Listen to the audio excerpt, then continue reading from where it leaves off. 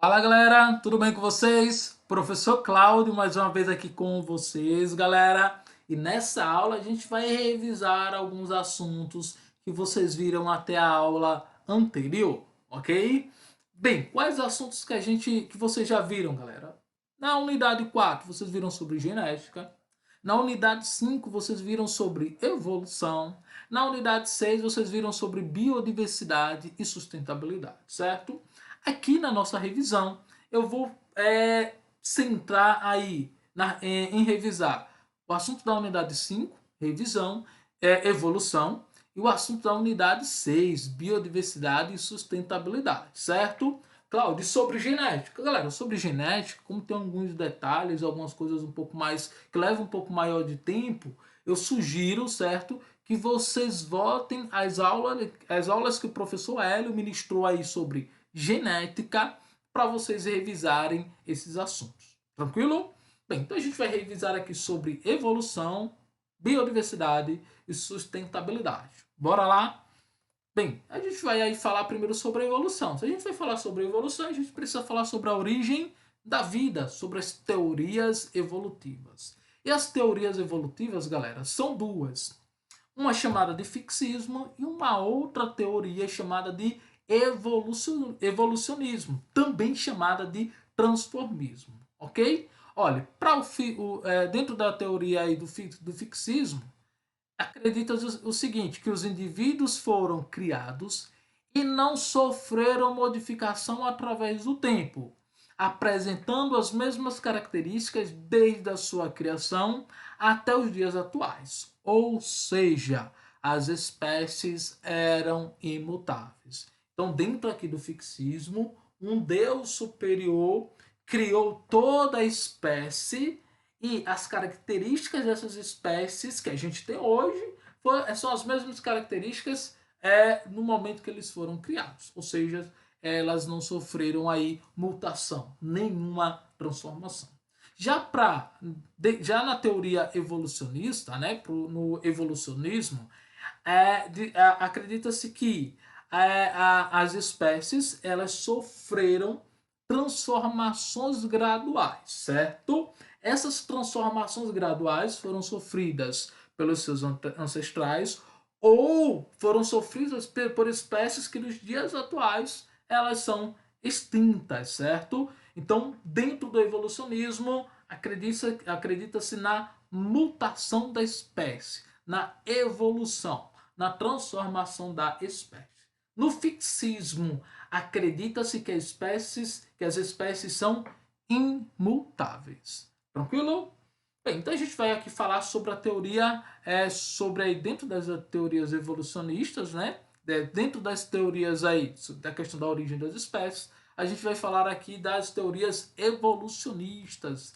E a primeira teoria evolucionista, a teoria do Lamarckismo de Lamarck. Olha, Lamarck diz o seguinte, que o ambiente induz a transformação.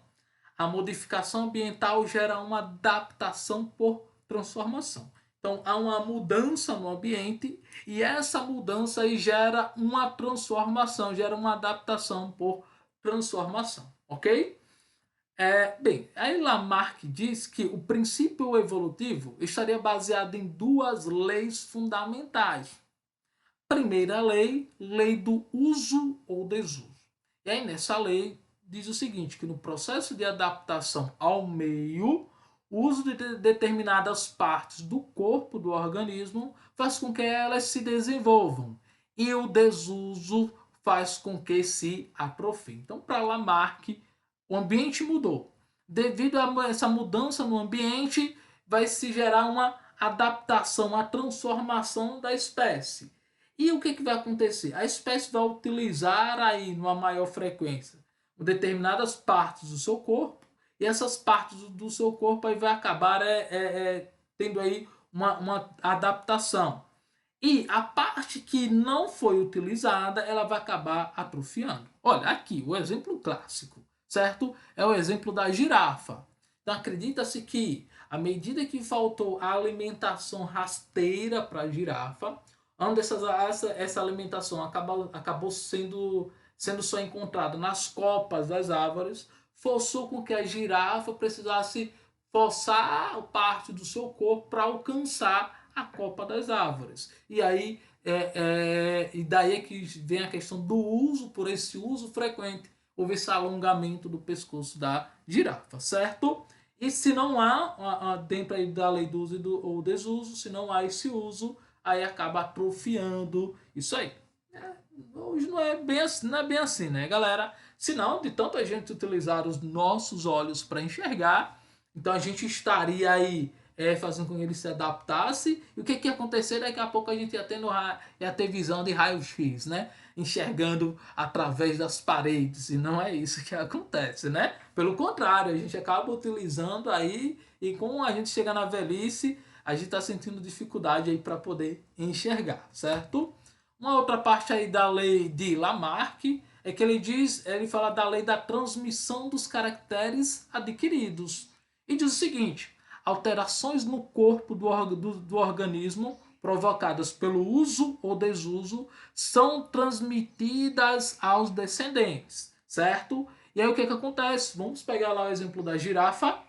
A girafa, faltou aquela alimentação rasteira, só tem agora alimentação na copa das árvores. Ela foi forçada a fazer o uso do pescoço e houve aí essa adaptação, um alongamento do pescoço. E essa característica foi transmitida aos descendentes, ok? Mas aqui tem uma quase que é certo isso, certo? Quase que correto, fica até meio estranho, quase que correto aí essa ideia. Mas aqui tem um detalhe, galera. Não é pela questão do uso ou desuso que é transmitido aos descendentes, certo? A gente vai ver daqui a pouco que isso é transmitido aos descendentes através do código genético, certo? Mas não é simplesmente pela questão do uso ou desuso. Tranquilo?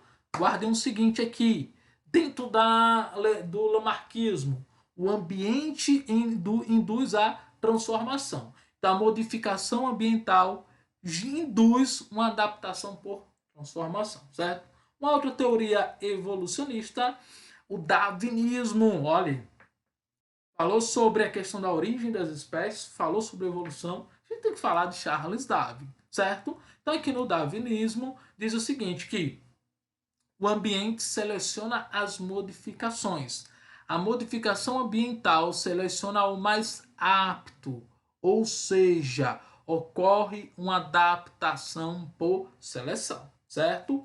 Aqui o ambiente muda e como esse ambiente mudou, esse ambiente faz com que se preserve, né, ou ganhe, vamos melhor dizendo, aquele que estiver mais adaptado, certo? Então a questão aqui de Darwin é que essa modificação, essa evolução ocorreu por adaptação, onde subsistiu, onde acabou aí ganhando, né? Subsistindo aquelas espécies que estavam mais adaptadas. Tranquilo?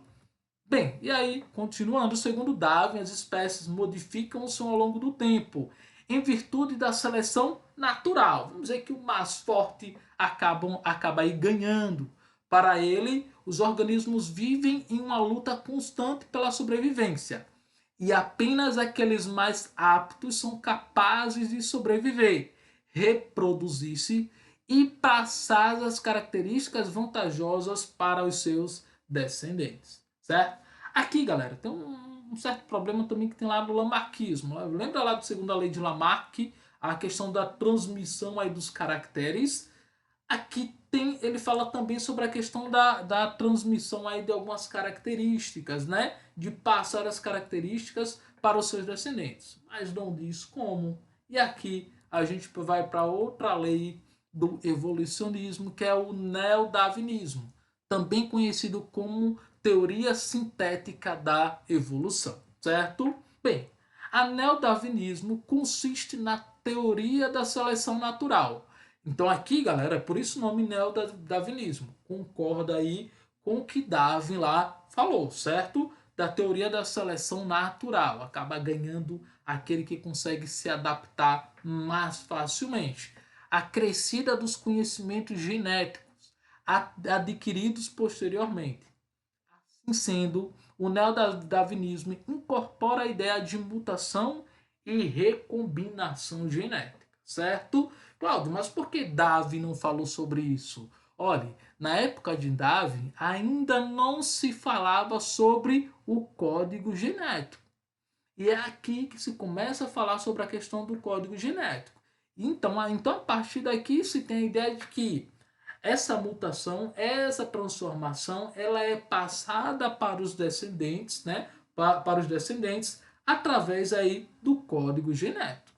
Vamos imaginar o seguinte: características que você tem no seu corpo foram passadas através da recombinação genética do código genético, da recombinação do código genético do seu pai e do código genético da sua mãe.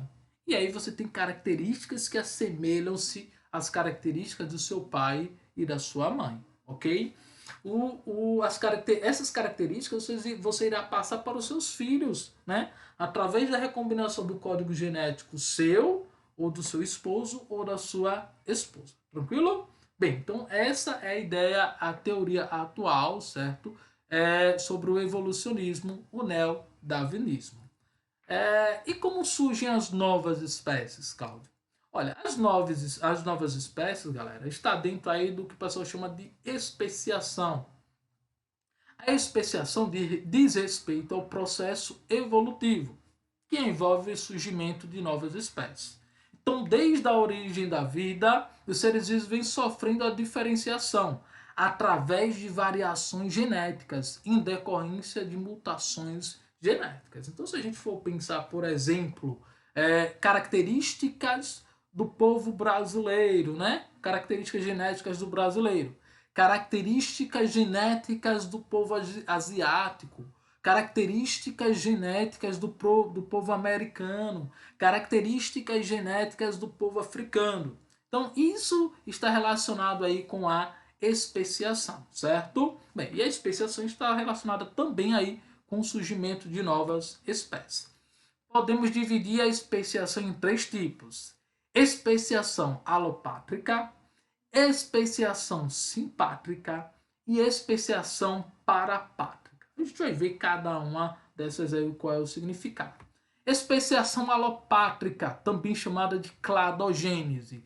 Aqui ocorre quando duas espécies são separadas por um isolamento geográfico, certo?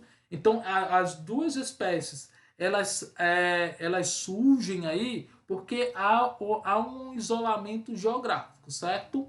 O isolamento pode ocorrer devido a grande distância ou uma barreira física, uma montanha, um deserto, um rio, ou, como eu falei também, uma montanha, certo? Então, na especiação alopátrica, a nova espécie surge, certo? Ocorre aí o surgimento da nova espécie devido aí a um isolamento geográfico.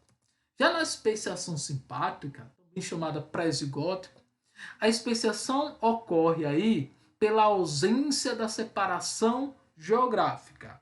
Nessa especiação, duas populações de uma mesma espécie vivem na mesma área, mas não há cruzamento entre as mesmas, resultando em diferenças que levarão à especiação, ou seja, a uma nova espécie. Então a gente tem duas espécies na mesma área, mas essas duas espécies elas não cruzam entre si, certo? Então vão surgir novas espécies que levarão aí ao surgimento, como eu falei, de uma nova espécie, ok? A outra especiação, a parapátrica, também chamada de pós-zigótica. A especiação parapátrica, galera, ocorre em duas populações da mesma espécie, que também possuem barreira física, mas sim que também não possuem nenhuma barreira física, mas sim uma barreira ao fluxo genético, migração de genes entre as espécies. É uma população contínua, mas que não se cruzam aleatoriamente.